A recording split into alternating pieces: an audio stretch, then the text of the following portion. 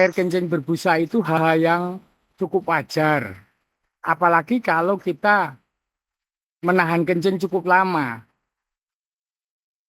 Dalam tekanan yang tinggi karena kita menahan air kencing cukup banyak di dalam kantong kencing kita, kemudian ketika kita pipiskan, air kencing kita dalam tekanan yang tinggi tersebut kemudian berbenturan dengan air yang di toilet. Otomatis akan terjadi perubahan suhu dari suhu air kencing kita yang panas dan kemudian energi potensial tersebut berbenturan dengan air kencing di toilet yang juga mengandung bahan-bahan kimia juga. Akibat terjadi benturan tersebut, terlepaslah gas yang ada di air tersebut dengan udara yang di sekitarnya. Akhirnya udara terjebak di dalam air dan terbentuklah gelembung-gelembung seperti busa. Kita tahu bahwa air kencing kita itu mengandung kira-kira 3.000-an molekul limbah-limbah dari hasil metabolisme tubuh kita.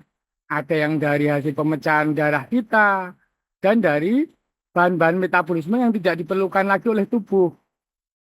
Ada urea, ada asam urat di dalam air kencing kita, kemudian ada kreatinin, kemudian ada uh, asam sulfatnya, kemudian ada banyak sekali, termasuk garam, termasuk klorida, termasuk juga elektrolit yang lain yang memang juga tidak diperlukan.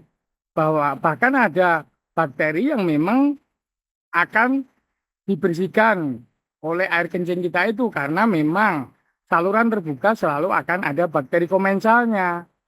Jadi ketika air kencing kita berbenturan dengan air di toilet dan menimbulkan busa, nggak perlu khawatir asal tidak ada perubahan warna dari air kencing kita.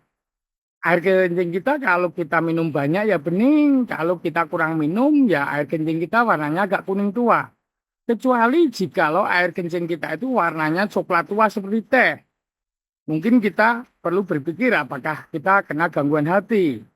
Atau kita berpikir ginjal kita ada masalah, itu jika misalnya kita anemia, kita lemas, kita mual, napas kita berbau yang berbeda, ataupun sebelumnya kita punya riwayat penyakit kronis, ataukah kita punya diabetes, ataukah kita punya riwayat batu ginjal, baru kita berpikir jauh.